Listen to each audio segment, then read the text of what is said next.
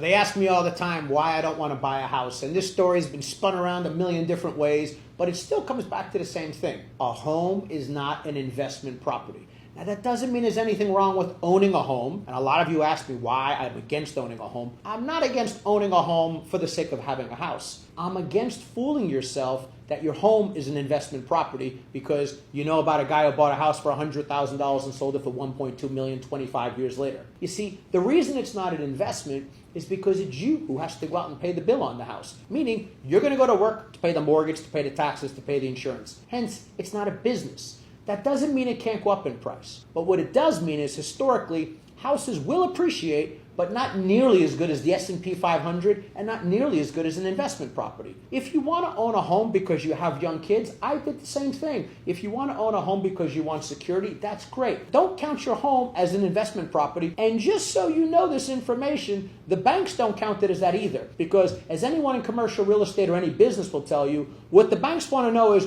what is your net worth excluding your primary residence, because it's not an asset, that's an investment property. But if you want to own a home, go own a home. I'm not against it. Buy it, enjoy it. But make sure you get yourself in investment properties as well. There's a totally different game.